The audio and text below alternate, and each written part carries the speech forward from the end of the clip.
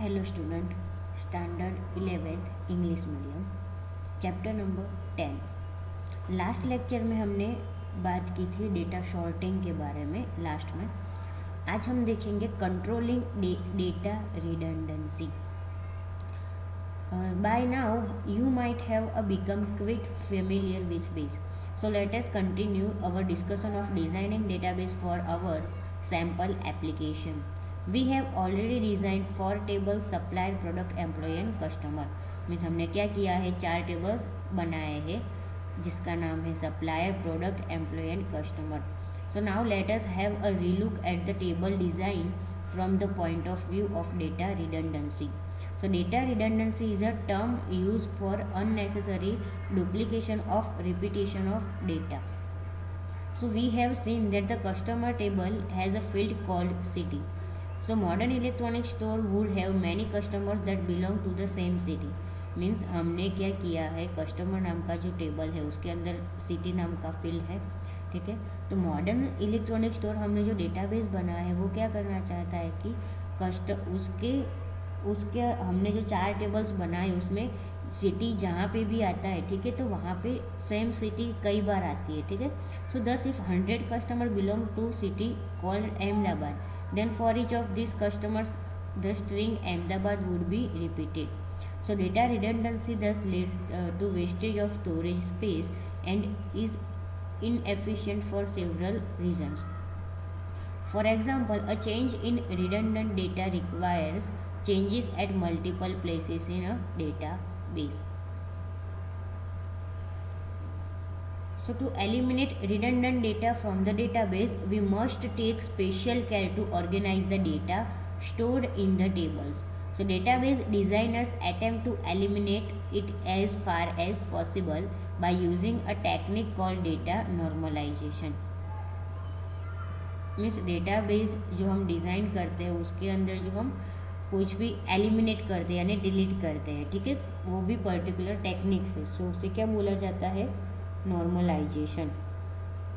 So normalization is a process that suggests decomposition of single table into multiple tables, thus creating a parent-child relationship.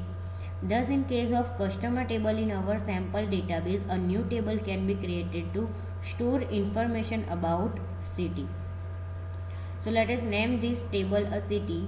We are aware that each area within a city has a distinct pin code associated with it. So a pin code can be used to uniquely identify city and area within city. Means यहाँ पे हम क्या करेंगे, एक city नाम का table लेंगे, ठीक है. सो उसके अंदर क्या करेंगे, जो सिटी नाम का टेबल है उसके अंदर डिफरेंट टाइप्स ऑफ डिस्ट्रिक्ट हो गए. तो डिस्ट्रिक्ट का क्या करना है, पिन कोड यहाँ पे आपको डिक्लेयर करना रहेगा. सो जो पिन कोड होता है वो तो क्या होता है, वो तो यूनिकली होता है एरिया वाइज, ठीक है. So this pin code can be use as a primary key to identify each record in the city table. Means जो पिन कोड है उसको हम क्या करेंगे, as a primary key declare करेंगे, क्योंकि जितने भी हम यहाँ पे सिटी के नाम लेंगे और उसके अंदर एरिया वाइज लेंगे तो जो पिन कोड होगा वो एरिया वाइज होगा. तो ऐसा कभी नहीं हो सकता है कि एक एरिया, दो एरिया के एक पिन कोड नंबर सेम होते हैं, ठीक है. सो यहाँ पे जो हम सिटी नाम का टेबल बनाएंगे उसमें क्या करेंगे, पिन कोड नाम का टेबल है उसको प्राइमरी की दे देंगे.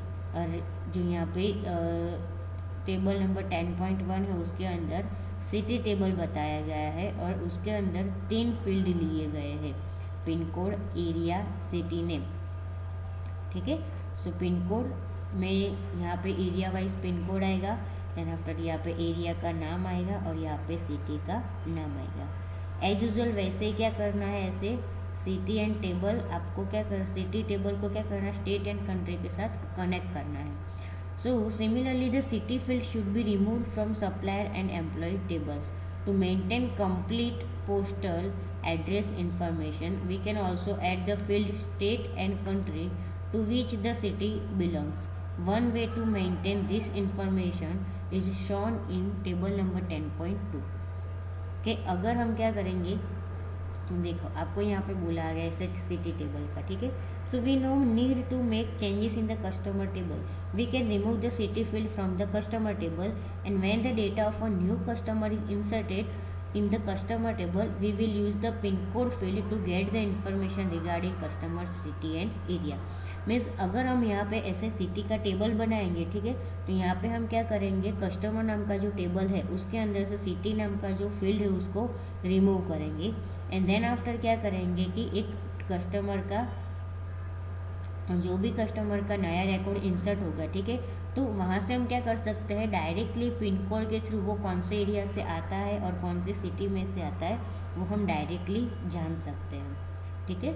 सो यहाँ पे आपको बोला गया है कि similarly the city field should be remove from supplier and employ tables. Means as usual जैसे हमने कस्टमर टेबल में से सिटी फील्ड डिलीट किया, वैसे ही यहाँ पे और सप्लायर और एम्प्लॉय टेबल में से भी सिटी जो फील्ड है उसको रिमूव करना है। So to maintain complete postal address information we can also add the field state and country to which the city belongs. Means तो यहाँ पे क्या करेंगे, कंप्लीट इंफॉर्मेशन करने के लिए हम यहाँ पे state name and country name लेंगे, ठीक है, कि और कहाँ से वो बिलोंग्स करते हैं वो। तो यहाँ पे आपको बताया गया है city table with state and country. So now if we are given a pin code the information pertaining to the location of customer can be searched from the city table। Means अब हम क्या कर सकते हैं कि ऐसे हमने अगर बनाया है टेबल, ठीक है, सो डायरेक्टली हम क्या कर सकते हैं, पिन कोड दे के वहाँ पे कौन से एरिया में कौन सा कस्टमर है वो हम सर्च कर सकते हैं। So but you can observe that above design city table contains same flow called data redundancy। Means आप क्या कर सकते हो, जैसे आपने यहाँ पे जो भी डिज़ाइन किया है, ठीक है, सिटी टेबल, उसको उसका जो फ्लो है जो हमने जैसे किया उसको क्या बोला जाता है, डेटा रिडंडेंसी। तो same city and state gets repeated multiple times to avoid data redundancy. Again, city table has to be decomposed into multiple tables. In place of the field state name and a field state ID should be stored, and in place of the field country name. So a field country ID should be stored. A new table that stores information about the state and country should be created. Figure number 10.5 shows the structure and relations of the table. सो यहाँ पे देखो country table है, state table है and city table बनाया गया है, ठीक है। सो कंट्री टेबल में कंट्री आईडी होगा जिसको क्या दिया गया है, प्राइमरी की दिया गया है। एज यूजुअल स्टेट आईडी में स्टेट नाम के टेबल में क्या दिया है, स्टेट आईडी को प्राइमरी की दिया गया है और सिटी टेबल के अंदर पिन कोड को यहाँ पे प्राइमरी की दिया गया है। सो यहाँ पे तीनों टेबल कैसे कनेक्ट होते हैं कि यहाँ पे कंट्री आईडी है वो यहाँ पे स्टेट में आती है, ठीक है, और जो स्टेट आईडी है वो यहाँ पे सिटी के टेबल में आती है। So here we have assign country ID, state ID and pin code field as primary key of country, state and city tables respectively. So यहाँ पे हमने क्या किया, 3 टेबल्स थे, ठीक है, उसकी जो प्राइमरी की वो हमने यहाँ पे असाइन कर दी। So as seen in figure 10.5 now city, state and country tables are related with each other। Means यहाँ पे तीनों टेबल क्या होते हैं, एक दूसरे के साथ कनेक्ट होते हैं। So also as the pin code would be one of the field in customer, employ and supplier tables. Means जो टेबल्स है बनाए हमने कस्टमर, एम्प्लॉय और सप्लायर, उसके अंदर भी ये पिन कोड वाला टेबल, सॉरी पिन कोड वाली कॉलम होगी। So these tables are related with the city table। So the table which contains primary key is known as master table।